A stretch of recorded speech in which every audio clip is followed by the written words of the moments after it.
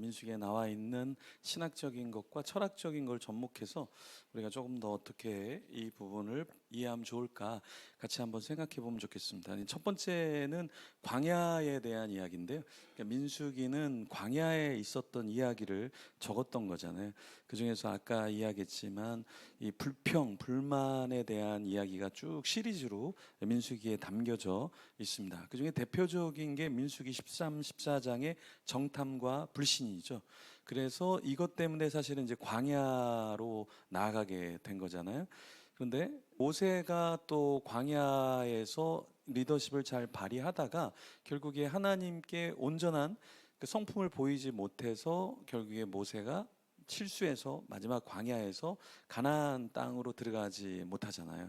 그래서 이 부분을 우리가 신학적인 부분과 철학적인 부분을 한번 살펴보면, 신학적으로는 이제 우리가 광야 신학이라고 이야기할 수 있죠. 그러니까 광야가 그냥 광야가 아니라 그 광야에서 하나님의 사람으로 만들어진다, 그 시련을 통해서 깎여진다라는 걸 볼 수 있는데요. 이걸 철학적으로 보면, 철학에서는 이 광야를 부정적인 요소로 보지 않습니다. 그러니까 무슨 말이냐면, 실존 철학에서는 인간을 뭐라고 얘기했냐면, 하이데거, 실존 철학의 대가죠. 하이데거는 뭐라고 얘기냐면 인간을 거기에 던져진 존재, 이렇게 얘기해요. 그러니까 인간은 그 던져진 존재다, 피투라고 얘기하는데요. 인간은 그냥 던져진 거예요. 그래서 그 던져짐으로 말미암아서 자각하게 되는 거죠. 자기 존재에 대해서 자각을 하는데, 인간을 깨우쳐 주는 게 뭐냐면 사실은 죽음과 고통과 이 결단을 통해서 인간이 인간됨으로 나간다라는 겁니다. 그래서 하이데거의 실존 철학을 조금 더 살펴보면, 첫 번째 존재로는 거기에 던져진 존재다, 이렇게 보시면 됩니다. 대표적인 책은 존재와 시간이라는 책이고요. 그래서 읽어도 이게 무슨 얘기인지 잘 모른다. 그래서 하이데거도 자기가 뭘 썼는지 아마 잘 모를 거다. 이렇게 보는데요. 이제 하이데거가 대단한 거는, 그 전까지의 철학은 존재자, 신이나 어떤 존재물, 자연 철학에 관심을 뒀자면, 이제 하이데거는 존재 자체에 관심을 두었다라는 거예요. 그래서 인간을 현 존재, 다자인, 독일어로는 다자인이라는데 영어로는 그냥 being there, 거기에 있는 존재라는 뜻이에요. being there. 그래서 이게 현 존재라는 것을 파헤치기 시작했어요. 근데 이 현 존재는 단순히 살아있는 생명체가 아니라 자신의 존재에 대한 물음을 끊임없이 던진다라는 거예요. 그래서 던져진 존재, 피투, 그렇죠? 이거에 대해서 생각을 하게 되는데요. 인간이 스스로 선택하지 않은 조건이 있죠. 시대, 내가 선택할 수 없고, 장소, 육체, 죽음, 이런 건 다 우리가 선택할 수 없는 조건 속에 던져진 채 우리는 살아간다라는 이야기죠. 그러니까 사실 우리가 하루하루 감사함이 있지만 하루하루 우리가 해야 할 일들이 있거든요. 사실은, 그렇죠? 감당해야 될 것들이 있잖아요. 그거를 우리가 감당해내는 게 이게 쉬운 게 아니잖아요. 그죠? 하이데거는 이게 되게 좋은 거라는 거예요. 왜냐하면 인간의 속성 중에 한 가지가 뭐냐면, 죽음이나 고통을 회피하려는 성향이 있다라는 거예요. 그런데 하이데거는 우리가 인간이 인간의 존재를 파악하기 위해서는 그 고통과 죽음을 뒤로 밀지 말라는 거야. 뒤로 밀지 말고 어떻게 해야 되냐? 그거를 직면해야 된다는 거예요. 직면. 그러니까 직면하면은 오히려 더 쉽다라는 거예요. 근데 대부분의 사람은 난 죽진 않을 거야, 죽음에 대해서 생각하지 말아야지, 이렇게 해서 회피하려는 경향이 있다라는 거죠. 근데 그것은 바람직하지 않다. 그랬을 때 하이데거의 이런 실존 철학에 빗대어서 광야를 보면, 광야는 사실 우리에게 불필요하고 회피해야 될 것 같지만 사실은 광야는 인간에게 필요한 것이다. 왜냐하면 그 거친 현실 속에서, 그 환경 속에서 자아와 세계를 해석하기 시작한다라는 거예요. 그래서 죽음을 아는 사람, 그 사람이 이 인생의 삶을 아는 사람이죠. 그러니까 아픈 사람이 인생을 더 잘 아는 게, 아프지 않으면 하루가 그냥 하루인데 아프면 안 아픈 순간이 행복의 극대치로 올라가기 시작하잖아요. 그렇죠? 그런 것처럼 이 고통이라는 것과 광야는 불필요한 것이 아니다.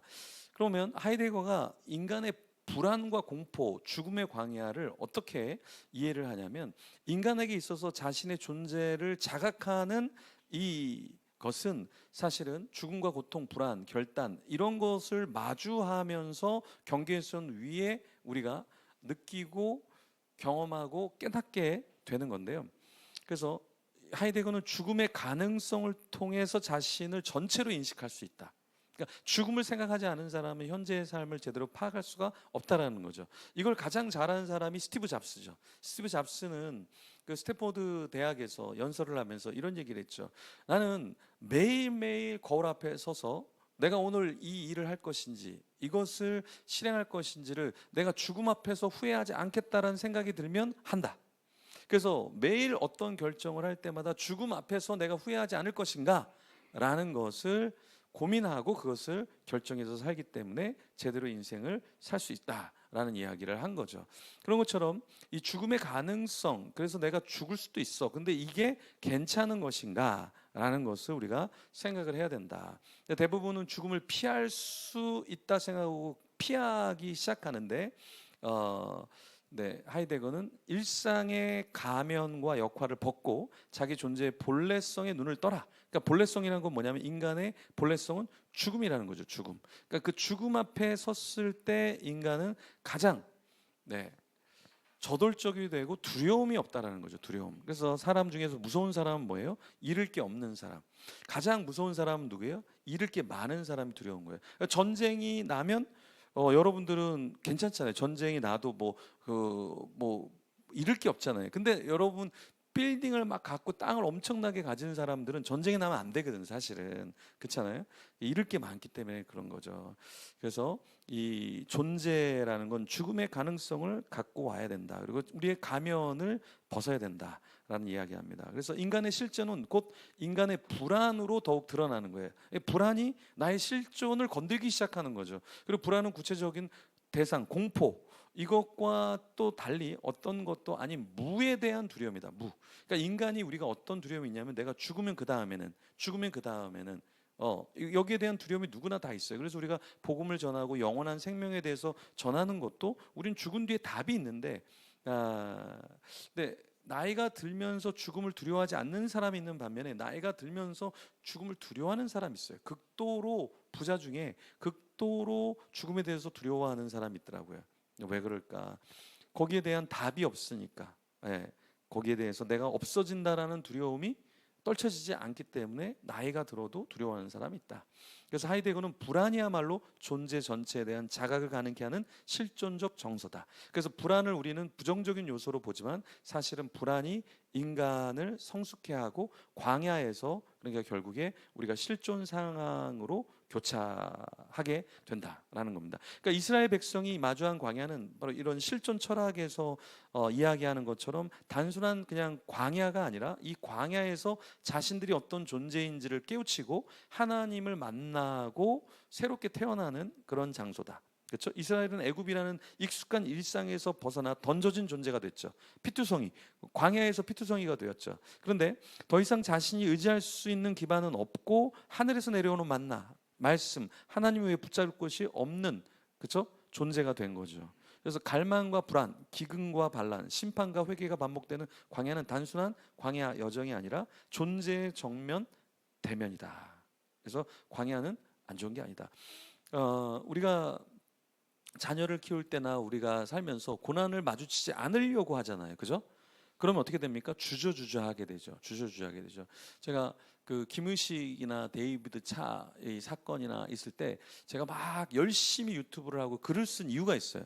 왜 그러냐면 그 사람들이 말끝마다 고소한다 그랬거든요. 말끝마다. 그러니까 사람들이 아무 말도 못 하는 거예요. 그 고소가 뭐가 무서워요? 고소 당하면은 그렇죠. 근데 그 사람들이 그렇게 막 왜냐하면 그 사람들은 진짜 돈이 많거든요. 진짜 돈이 많고 그러니까 얼마든지 고소할 수 있어요. 그러니까 사람들이 말을 못 하니까 뭐 고소 당하면 어때? 그래서 이렇게 제가 많이 떠들었다. 제가 이제 고소를 당하기도 했는데 근데 고소 당하면 어때? 뭐 고소가 뭐 끝이 아닌데. 뭐 벌금 내면 되고 뭐 감옥 가면 되고 그러니까 이 끝을 생각하면 죽음을 생각하면 내가 지금 하는 거에 대해서 끝이 죽음이잖아요. 그래서 이 끝을 보면 그냥 뭐 벌금 내면 되고 감옥 가면 되고 그러면 그냥 막 떠드는 거죠. 하이데거에 의하면 광야는 이스라엘이 본래적인 존재로 돌아가는 과정을 가능케 하는 실존적인 공간이다. 이 광야가. 그래서 이스라엘은 매 순간 죽음의 가능성, 불확실한 미래, 절대 타자의 신 하나님 앞에서 존재의 깊이를 묻는 여정 속에 있었다라는 겁니다. 자, 그러면 여기서 신학적인 접점을 보면 광야에서의 계시를 이야기할 수 있다. 하이데거는 철저히 비신학적인 언어로 존재를 설명을 했어요. 근데 신학은 이틀의 계시의 초월성, 그러니까 하나님을 만나는 장소가 결국에 광야다라는 거죠. 그러니까 광야는 단순한 인간 자각의 계기가 아니라 신학적인 면에서는 초월적인 하나님이 자신을 드러내는 거죠. 언제? 가장 인간이 비참한 광야에서 초월적인 하나님을 계시해 주는 장소가 광야인 거죠. 그러니까 우리가 뜨뜻한 이 방에서, 이 시원한 곳에서는 하나님을 찾지 않아, 우리 인간은. 근데 너무 더워, 너무 추워, 너무 배고파, 너무 힘들어. 그럼 우리는 초월적인 하나님을 불러내기 시작한다라는 거예요. 그래서 우리에게 광야는 그냥 빨리 도망가기만 하면 되는 곳이 아니라 거기서 하나님을 좀 깊이 만나고 머물러야 하는 장소다라는 거죠. 저는 유학을 갔는데, 제가 유학을 간 이유는 공부를 더 열심히 하기 위한 건 아니었어요, 사실은. 근데 저도 원어민이 아니니까 공부하는데 어렵죠. 근데 그 유학을 간 이유는 뭐냐면 공부를 하기 위해서가 아니라 한계 상황에 나를 집어넣는 거죠.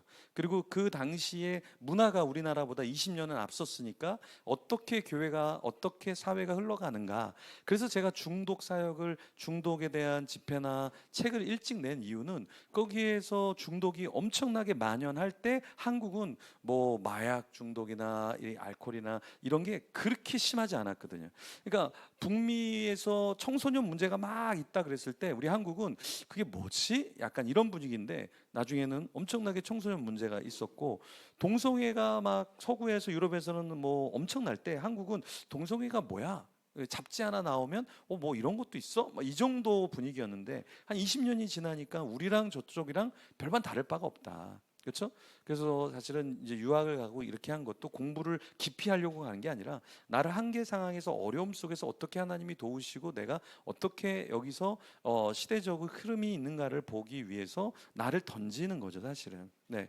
그래서 저는 박사 공부하시는 분들은 될 수 있으면은 자기의 모국어로 해라, 이렇게 좀 말씀을 드리고 싶어요. 왜냐하면 모국어로 해야 개념도 잡히고, 그러면서 파생적인 뭐 불어나 영어나 다른 언어를 할 수 있으면 그런 참고 문헌으로 이렇게 보는 건 좋지만, 네, 그렇게 생각이 됩니다. 어쨌든 이 신학적인 접점에서의 광야는 하나님을 계시해주고 하나님을 체험할 수 있는 자리다. 그래서 실존적인 고뇌가 있고 은혜가 있는 곳, 그것이 광야다라는 것입니다. 자, 그러면 하이데거에 대한 이야기를 했는데 이번에는 야스퍼스에 대한 이야기를 좀 해볼게요. 하이데거는 실존 철학의 대가인데요, 야스퍼스는 한계 상황이라는 것을 이야기한 실존주의 철학자예요.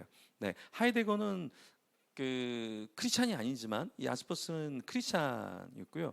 야스퍼스는 한계 상황이라는 게 뭐냐면 인간 스스로를 초월하게 만드는 내적 계기, 이게 한계 상황이라는 거예요. 여러분, 언제 인간은 껍질을 벗고 더 성숙하느냐?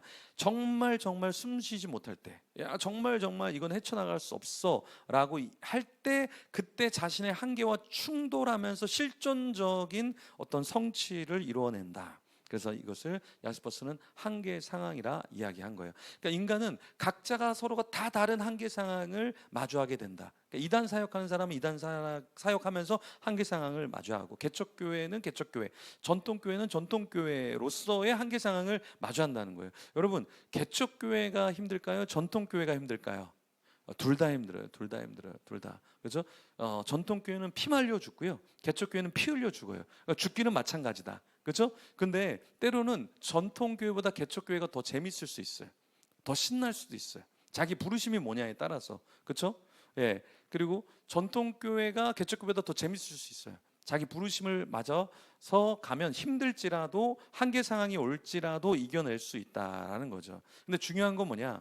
한계 상황을 이겨낼 수 있느냐, 한계 상황에서 죽느냐, 그 차이인 거죠. 근데 야스퍼스는 이 한계 상황을 어떻게, 이 광야라는 것을 어떻게 좋게 보냐면, 죽음이나 고통이나 죄책감이나 운명적인 충돌, 삶의 무의미에 대한 인식들이 다시 재해석이 되어지고 인간이 통제할 수 없는 그 상황, 논리적 해결을 통해 극복할 수 없는 이 한계 상황, 거기서 인간 존재가 어떤 바깥 다른 조건으로 벗어날 수 없는 실존의 가장자리, 즉 존재론적인 막다른 골목에 딱 이르게 되고 거기서 신적인 존재를 마주하게 된다라는 거죠. 그러니까 이런 한계 상황, 더 이상 외적인 역할을 할 수가 없어요. 그래서 제대로 내가 인생을 살 수가 없어요. 근데 그런 한계 상황에서 이것은 단순한 어떠한 자기 인식이 아니라 인간 존재를 초월자와의 관계 속에서 다시 조명하는 실존적인 돌파구가 된다. 그래서 이 무신론적인 실존주의와 유신론적인 실존주의가 달라요. 그러니까 사르트르도 사실은 무신론적인 실존주의라 실존은 인간이 신적인 역할을 감당해야 되기 때문에 끝없는 선택을 하면서 그 선택이 고통이 된다라는 거예요. 인간은 왜 고통스러운가? 신이 없기 때문에 스스로 선택해야 되기 때문에 그 고통 속에서 인간은 죽어간다. 이게 무신론적인 실존주의 철학이에요. 그런데 야스퍼스라든가 이런 키에르케고르 같은 사람은 하나님 앞에 선 단독자, 인간이 하나님 앞에 섰기 때문에 하나님을 만나고 다시 일어나는 종교적인 미까지 간다라는 거죠. 그러니까 어떤 육체적인 그 본능적인 미를 넘어서 감각적인 미를 넘어서 윤리 도덕적인 그런 걸 넘어서 종교적인 그 미 거기까지 올라가서 하나님과 함께하는 존재가 되는 거, 이게 키에르케고르가 이야기하는 그 인간의 실존이라는 거죠. 그래서 여기서 야스퍼스가 이야기하는 그 한계 상황, 이 광야는 안 좋은 게 아니라 그 광야의 끝에서 하나님을 만난다라는 것입니다. 이게 바로 민수기와 우리가 함께 연관해서 살펴볼 수 있는 실존 철학에 대한 내용입니다. 그러니까 민수기를 그냥 설교할 수도 있지만 민수기를 이렇게 실존 철학과 또 유신론적인 실존주의 철학자의 말을 통해서 우리가 어떻게 인생을 성경적으로 봐야 될지를 풀면 굉장히 좋겠죠. 자,